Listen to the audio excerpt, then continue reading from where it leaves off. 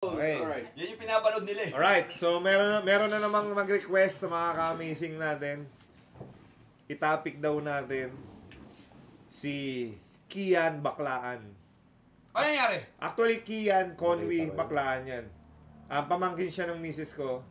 Of course, I don't want to be biased, but this is honest opinion, Kian. Hopefully, mapanood mo to.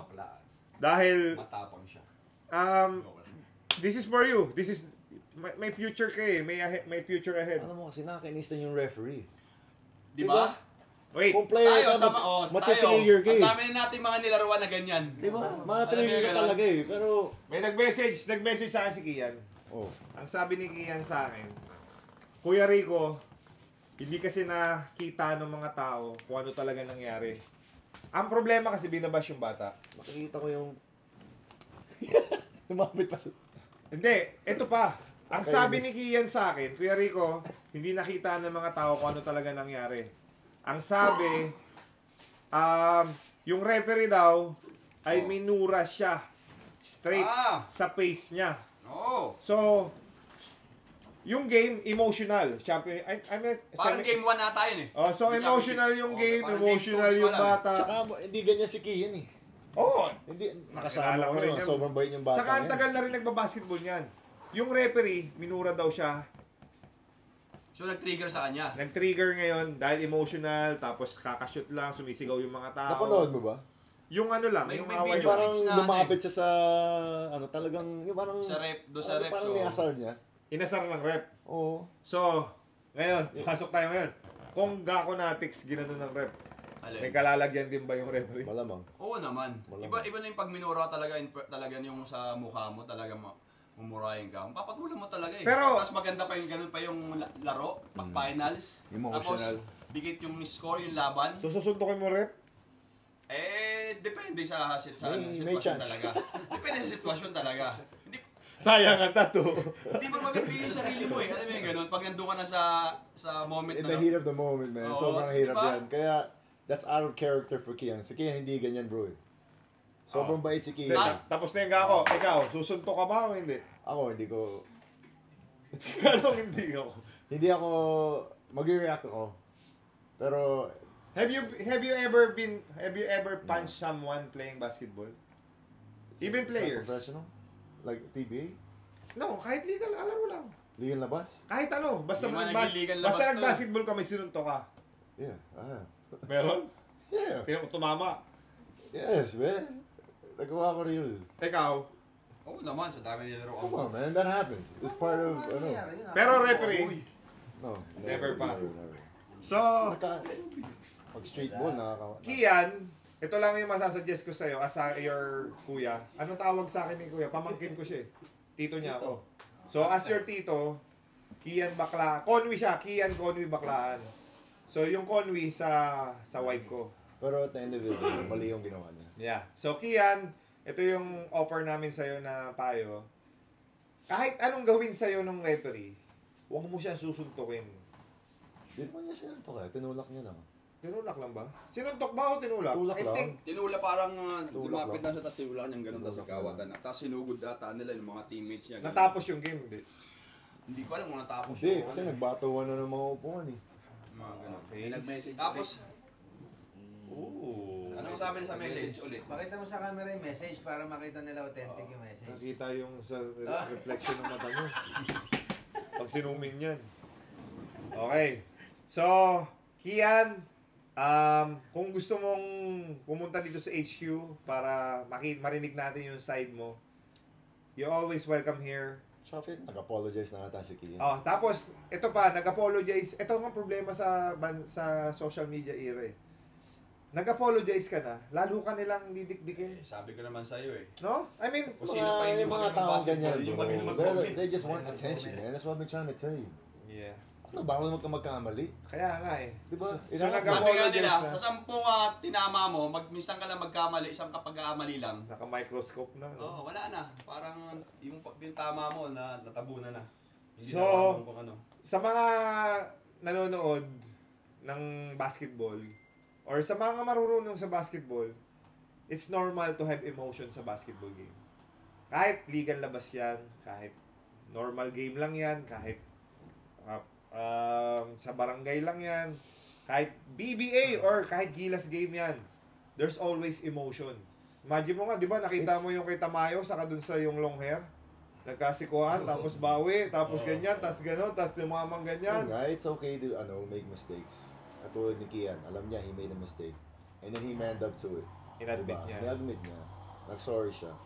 Alam niya naman na mali yung ginawa niya. So, okay, learning lesson. Bata yan eh. He's gonna make mistakes. Pero kung totoo yung yung referee ay nagmura sa kanya, dapat nag-apologize din yung referee. Yeah. Hindi dapat nagmumura yung referee. Problema, Kian is known. Yung referee hindi naman known yun eh. Correct. Di ba? Yun yung So, nakasad part. that's why Yan yung Kian, we have to hear Kian's side para malaman ng iba the whole story, hindi lang yung partial, di ba? Nag-message siya nga sa akin eh. Punta ka dito, Kian, para pag-usapan natin. I think next time, Kian, ito ang technique. Bibigyan kita. Yan. Referee, minura ka. Galit na galit ka. Tigilan mo. Alright. Parang natin yung facial expression mo ah. Parang si Ultraman ah.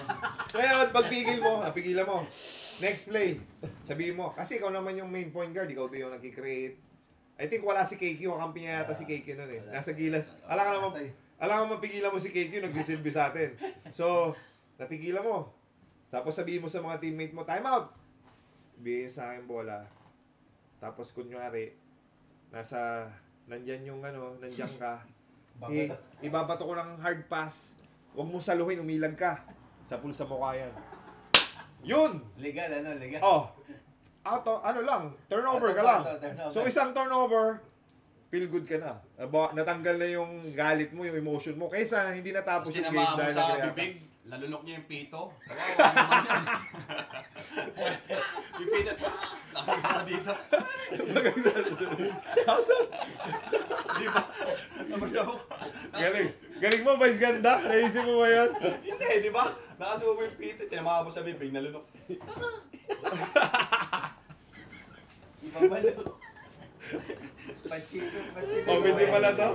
So, mga amazing, it is normal yung emotion sa basketball. Hopefully, maintindihan natin si Kian Baklaan. Meron lang kasi, hindi player yung nakaaway niya, referee pa. Alam mo yung ganun? Bakit? Kasi minsan talaga, yung referee, sorry pero basketball, andahin natin nilaro kahit sa ibang bansa. Referee minsan nag-decide ng game. Yung sa Kamsur natin, di ba? Kamsur sa UK natin, di ba? Bugbog tayo sa, doon, Ay, hindi oo. tatawagan ng foul. First time ko nakakita, tinawagan Ito ako nga, ng... frustrated na to sa si Doug eh. Yung sa UK game natin, tatlo yung pregnant pound. Di ba, pati ikaw na, pumasok na, technical ka pa, visit ka. Kaya ko lang yung referee, English Di ba? kasi. Oo. English. Minsan ganun eh. Ang ganda lang laban, tapos minsan matatalo ka yung sa referee. Visit. Asa Kuya JJ Helter Run. Kuya JJ, may mapapayo ka ba kay Kian? Hindi na, there's no need. Kasi Kian has his head on his shoulders. He's a smart kid. Alam niya nagkamali siya. It's part of the game. Heat of the moment type reaction. Happens to you, happens to me. And nag-apologize naman siya eh. Di ba? He knows naman mali yung ginawa niya. Bakit pala maraming kakampi yung referee? Hindi, nag-awatan lang, nag-ano lang. So nung nag-awatan, di na tinapos yung game. Hindi ko alam kung natapos. Kailangan natin ng more. Mga ka-amazing, please comment kung ano talaga yung sa palagay nyo, yung mga nakapanood. Napanood kasi lang namin yung highlights na... Maganda yan, marinig natin yung side ni Kian talaga. Hindi rin Ay, hindi natapos. Sabi natapos. ng isang source natin, reliable source. Yung ating researcher. Hindi rin natapos. Researcher. Hindi rin Alright. natapos. Tapos nung knockout game, wala nang dumating na players. Sa kilakihan, di ba? Default na sila. Parang nakita ko eh. Sayang yung liga. Dami pa naman nanonood. yes. Yun yung mga Oh, crowd. ganda ng crowd eh, no? Ganda. Yan ang gusto mong crowd, di ba? Sarap maglaro pag gano'n. Best of 3, oo. Parang naban lang ata sa Kian isang beses. Alright, so mga amazing. Daming ano eh. Sa basketball game, always stay amazing lang tayo, alright? Direk, ilang minutes na? Alright, pwede na yan. Okay. Pasalamatan mo na yung kinat mo. Di ba? Sasalamatan mo na yung mga sponsors natin. Uy, di ba nanalo ka sa GameX? Oo! Tumama na ako! Nanalo ka? Tumama ako! Kaya pala pakain ka kanina ng pizza. Kita mo naman, ha? So, mga amazing, first time nanalo. Kaya muna kami. Go with the flow. Sorry guys, technical difficulties. yung lighter natin, So, nanalo, of course. Sa mga gusto pong laruin yung GameX, GameX.com. Andun na po yung details kung paano laruin. You can play GameX anytime, anywhere. Kasi online na po. Yung mga nilalaro natin na traditional ending before, yung nasa papel, yung gugurihan mo. Nasa karton. Pagka, per number, di ba? Tapos, Yung pangalan. pag nanalo ka, hahanapin mo siya. Ang hirap hanapin. Di ba? Hindi, kung nanalo ka, ikaw yung nanalo, for sure, lalapitan mo kung sino yung nagpataya sa... Kaya nga, so, yung nagpalaro ng game yung nagpalaro ng ending, ang hirap hanapin kasi, pero pag naghahanap siya ng maglalaro, ang bilis. Pag nanalo ka na, tinakbo na. Pag singilan, ano? So, ngayon, social na. Pagka panalo mo instantly, diretso sa Gcash mo or sa any account na Magkano nilagay. na? 2K lang. Kasi, Ay, kinain na natin. 2K lang. Nilagay ko lang Kaya naman, pala nag-treat ka kanina. 20 pesos lang. Yun naman, for fun lang. Alam mo naman mga amazing, tayo naman sa naglalaro ng GameX, play Responsibly. alright. So, lagi tayong maglalaro lang ng responsible tayo sa mga basketball man or sa GameX man or any sports na nilalaro natin. Alright? So, mga amazing, thank you so much for watching. But wait, shout out to GameX, Victoria Sports, Pocari Sweat, MSC, HJC, Arch, Fortuny, Finning Cloud, Devon TV, Eurotex, Dry Plus, Burlington, Moto Innovations, Kinetic, Siloon and Beast Tires, and Bukati, syempre. Ducati! Number 1! Ducati, number 1. Pati yung director natin. And, mga amazing, magkita-kita po tayo sa Sarangani ngayong July 15 and 16. Yes. Andiyan po kami. Pip-tip-pip! Ano ba? Pip-tip-pip! Lagi na lang po ko inasal dito. Ano ba? 55th anniversary. Malongon? With a capital fee. Malongon? 55th. Ikaw nga magsabi? 55th. Sarangani, July 15. Go. Guys, we'll see you in Sarangani, July 15 and 16 for the 55th anniversary. Malongon. Malongon. Hey, the capital Thank you. fee. Special shoutout kay Mayor Attorney Teresa Teresa. D. Constantino. Yes. Maraming salamat po. Pinadala nyo po yung PBA Moto Club dyan sa Sarangani para makapagpasaya kami ng mga ka-amazing natin dyan sa lugar nyo po. So maraming salamat. And always, remember in this life, Stay amazing! Direct?